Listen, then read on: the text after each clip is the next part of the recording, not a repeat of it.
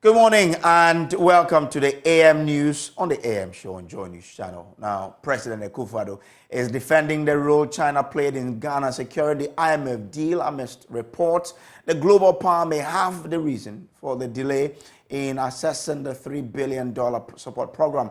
This is after the IMF review that 4 collateralized loans from China exposed Ghana to losing part of its mineral resources revenue, in addition to electricity sales. The approval of Ghana's $3 billion bailout package from the IMF was predominantly contingent on China's participation in external debt restructuring talks. Here is President Akufo-Addo. China took a very positive, proactive role. They co-chaired the official creditor committee.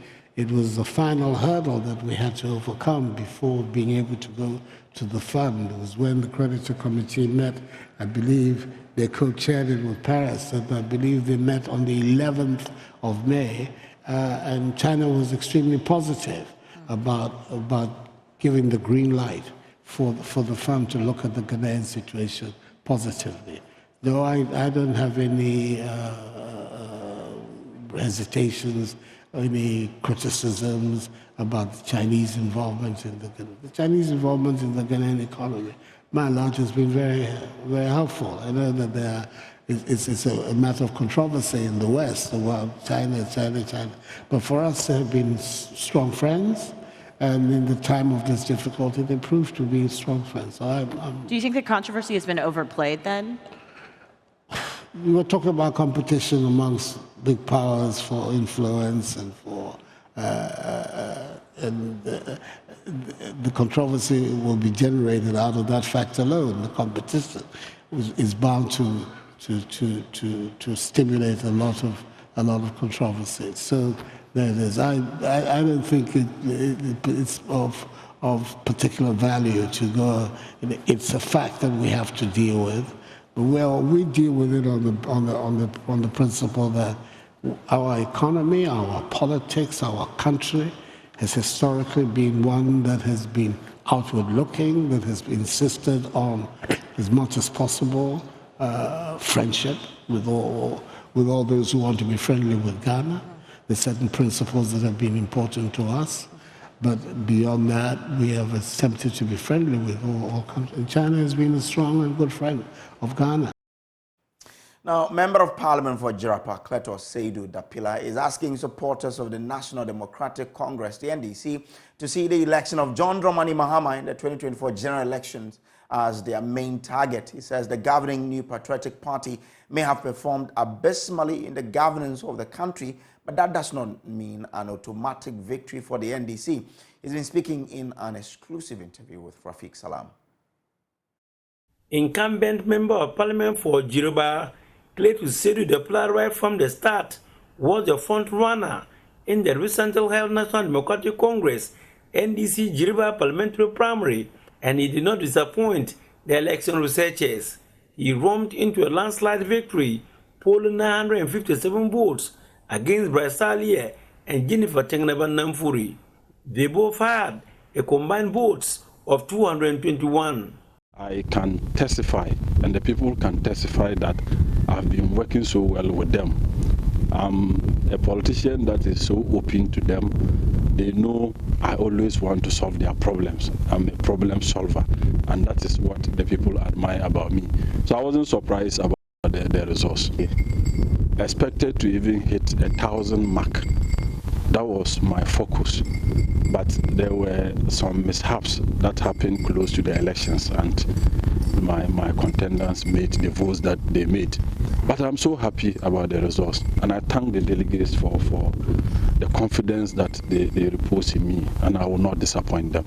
The parliamentary primaries are over now, and he's back to work again and bent on improving the well-being of his constituents. Well, I'm looking at education, I'm looking at health, I'm looking at support for students, agriculture, how to lobby for us to have decent road network. Those are the areas that I'm looking at. And then water and sanitation. I'm going to focus on support for students, education. I'm going to look at support for agriculture. The farming season is at hand. So I'm looking at how to secure farm inputs, fertilizer and stuff to support some of the farmers so that they can improve their yield. Turning to the 2024 general election, Clayton Sedu noted that the NDC has a better chance of being returned to power. He however urged supporters of the NDC not to rest on their oars, thinking that they will get power on a silver platter because of the mismanagement of the country's economy by the MPP. First and foremost, we need to fight these people on a united front. We have to be united. Primaries are over, presidential, parliamentary primaries are all over. There is no need to be fighting President Mahama. President Mahama just wants to be president. The other positions are all for us. So let's make him the president. He just wants one thing, and that is the presidency. The National Buffer Suppliers Association says it will halt supplies to all senior high schools under the free senior high school policy across the country. According to the Food Suppliers Association, government has failed to honor payment of outstanding arrears of 18 months, a situation that has led to the banks chasing them for their properties and assets because they are in default of loan agreement. Now, spokesperson Kojo warns that if the arrears are not settled, then heads of schools should forget to expect food from them when schools reopen. Expectations of them rest with the management of the policy. In fact, they are expecting management of the policy to finance all these items or activities. So I don't think they are expecting we, the suppliers, to bring the food. You're basically telling us you're not doing that. With what capacity? What are we going to go into the hinterland with? We are going to go with money. If we don't have the money, we need to go with credibility. And that credibility we have lost. And we have lost credibility to the point that buffer stock itself has lost credibility. Before now, you could take buffer stock's letter to a bank and the bank will loan you to go and supply or work with buffer stock. But today, buffer stock letterhead doesn't go to the bank. The banks don't recognize buffer stock as a credible letter or contract letter upon which they could give us contract or give us facility to work with buffer stock. That is how low we have sunk as suppliers, and that is how low buffer stock has sunk.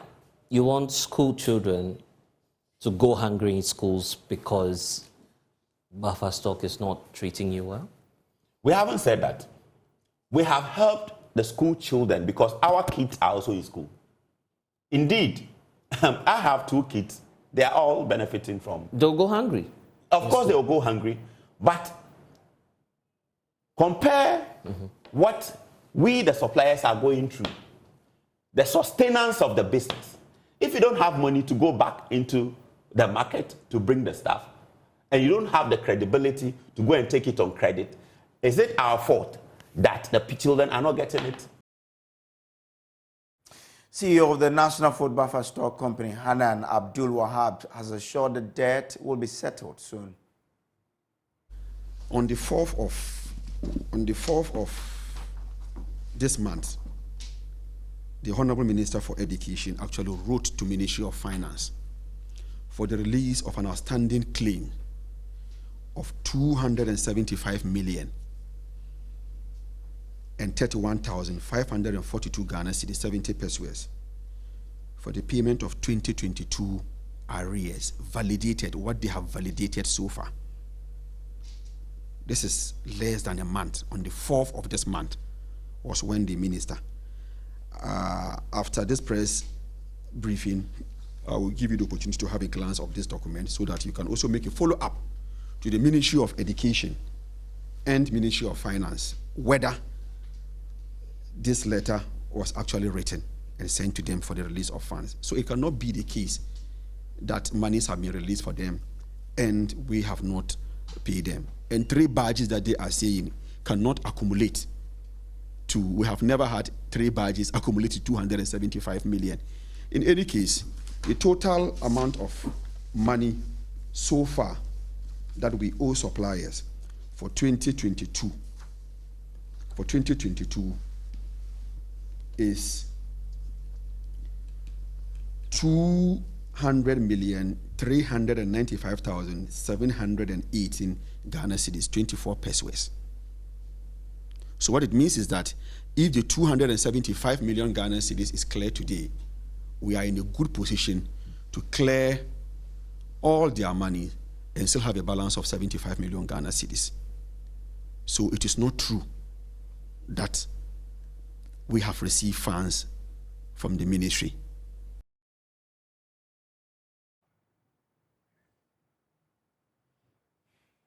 Two other stories now. Traditional authorities in Kufore, a community in the East Mampusi municipality of Northeast region, want government to rebuild a collapsed school. The mud building that was already in a deplorable state and served as classrooms for both primary and junior high school children collapsed after a violent rainstorm swept through the community. The storm also led to the death of the boys prefect of the junior high school, who was struck dead by lightning. There is more in this report by Ilyasu Tanko. At the Kufori Basic Primary and Junior High School in the East Mampusi municipality of the Northeast region, the time is about 10 a.m.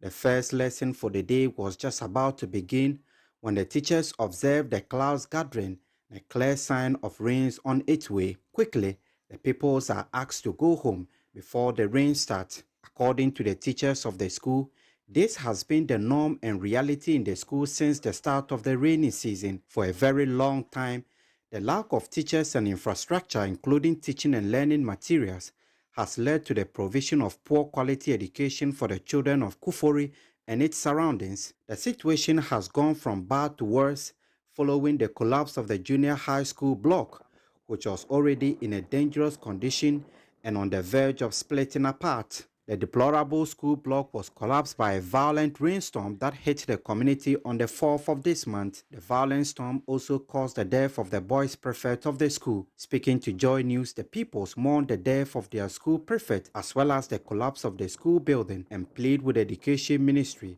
to intervene to rebuild their school and provide teaching and learning materials. Last month, one of the rain came and collapsed their building. But now on was don't have building again. So we have to give a government message that they have to give us a fresh building for us to sit and learn well.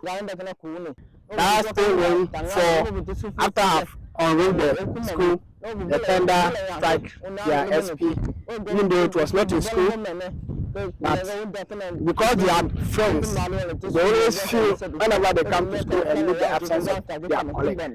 Some of the parents who are already uneducated and appreciate less the essence of education have started withdrawing their children from the school to help them with farm work and into other ventures. The leadership of the community is worried that education in the community is on the verge of a total collapse. We have nothing to do again, but we have tried. Since 2003 up to today, we don't get any single block. And we don't know how to do. We beg, we don't know whether the government have been forget about it or we announce us. We don't know. But we would like to beg the government. And Akufo-Addo said we should look at it. Everywhere, every community they are begged. You know, Nasoli, you know this is. College here, foreign is here. They are begged all the schools. Why are we the foreign people? Why? What are we done to them, to Gambara people? That I mean, if some of this is level, we don't know what we have done to them. They just cut us off. Ilyasu Tanko, reporting from Kufori in the East Mampusi municipality for JoyNews. Solon Education and two basic schools at Adansia Sokwa in the Ashanti region have received water and sanitation hygiene facilities to improve hygiene among pupils. This is part of commitment to curtail child labor in cocoa growing communities. Anita Sewa Adjoga has more in this report. Siayokwa and Angona DA Primary and JHS are among public basic schools without a sanitation facility. Students are compelled to leave school to attend nature's call at their homes. Most of them end up engaging in economic activities after nature's call. Priscilla Sam, a JHS 3 student, reveals lack of wash facility in her school has affected her academically.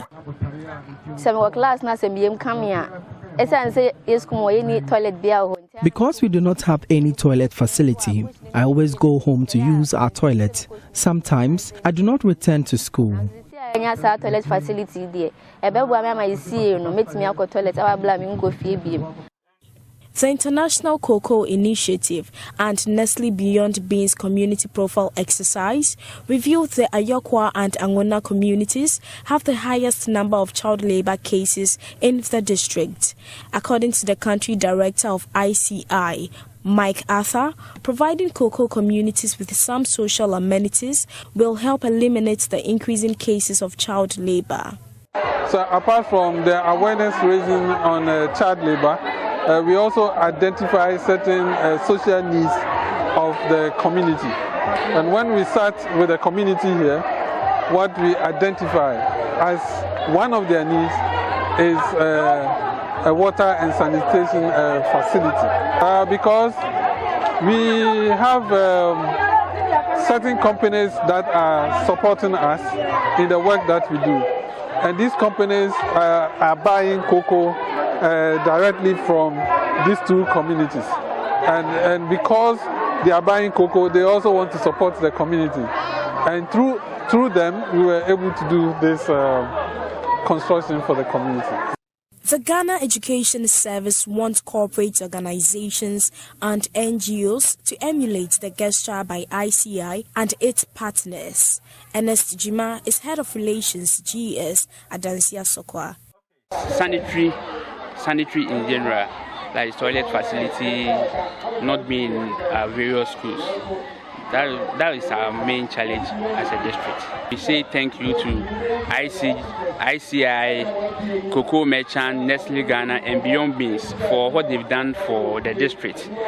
Headmaster of the Ayokwa DA Primary and JHS lauded Nestle Beyond Beans, Cocoa Merchant, and the International Cocoa Initiative for the intervention.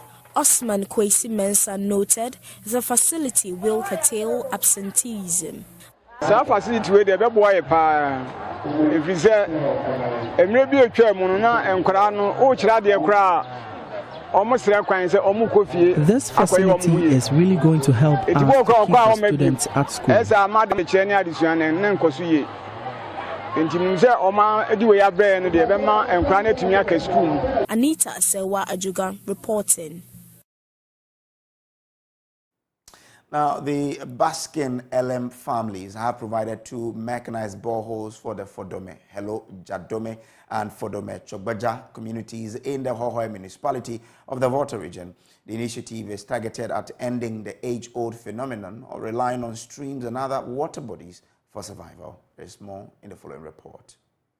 The Baskin LM families are envisioned to better the lives of the underprivileged in sub-Saharan Africa. Through the instrumentality of a US-based Ghanaian philanthropist, Kingsley Motti, the Baskin LM families kick-started their philanthropic mission by constructing 2 mechanized boreholes for the Fodome Helu Jadume and Fodome Togbaja communities in the Hohoe municipality of the Volta region. This was aimed at enhancing the supply of potable water to the traditional area, which suffered from the age-old water crisis. Oman Kradogan of Fodome traditional area, Togbe Gbaonugbe II, thanked the families for their kind gesture. The chiefs and queen mothers, elders, and the entire citizenry of the Fodome traditional area are therefore very grateful for the benevolence of Honorable Kingsley Motti in providing this essential component of our livelihood for us. We understand this is not the only one he has provided for the traditional area. We pray that God will richly bless you for the good service you are rendering to society. The Volta Regional Hospital in Hohoe was also presented with some medical items. The items included bedpans, screens, an air conditioner, packs of tissue papers, and boxes of gloves. The Chief Executive Officer of the Image, Daniel Baskin, said the initiative forms part of a family's aim to contribute to the development of humanity. It has been a goal of mine to make sure that I do my part to continue to give back to others. God has blessed me tremendously. And so I think it's our duty to be a blessing to others. And so we were connected with the Water for All project, where we were able to construct the 2 water wells. And then we were able to donate to this amazing facility today. And then several schools that we visited 2 today. We'll visit a couple next week. So I'm just excited to be here. This is my first time in Ghana, first time in Africa. And so I hope to continue to come back to the continent, continue to sow and give, and see what else God has in store for each and every one of us. And so that's my mission, that's my passion and my goal, to make sure that we are loving, looking, and living like Christ. But we are excited. The most important thing is this. Our hope is that if all of us continue to support our institutions and our governments continue to be reluctant to support, and everybody continue to take Ghana's money into their pocket, at least the onus is on all of us as individuals to continue to support. And that is what these people are doing, and that is what we are all doing. Thank you. Fred Kwame Asari, Joy News, Hohoe. And that's how we wrap up the AM News here on the Joy News channel. Stay with us because the news review is up next. Stay with us.